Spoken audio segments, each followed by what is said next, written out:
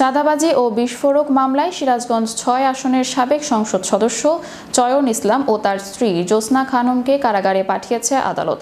মঙ্গলবার সকালে শাহজাদপুর চৌকি আদালতে স্ত্রী সহ চয়ন ইসলামকে হাজির করলে তাদের জামিন আবেদন না মঞ্জুর করে কারাগারে পাঠানোর নির্দেশ দেন বিচারক senior judicial magistrate Golam Rabbani. Shahzadpur থানার ভারপ্রাপ্ত কর্মকর্তা আসলাম আলী এ তথ্য নিশ্চিত করে জানান, চাঁদাবাজি ও বিস্ফোরক মামলায় চয়ন ইসলামকে গ্রেফতার দেখিয়ে আজ সকালে আদালতে প্রেরণ করে পুলিশ। পরে আদালতের বিচারক তাদের জামিন না মঞ্জুর করে কারাগারে পাঠানোর নির্দেশ দেন।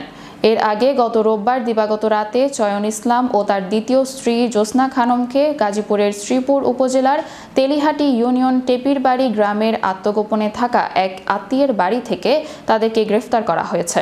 তার বিরুদ্ধে শাহজাদপুর থানায় দুটি চাঁদাবাজির মামলা রয়েছে। সোমবার তাকে শাহজাদপুর থানায় হস্তান্তর করা হয়।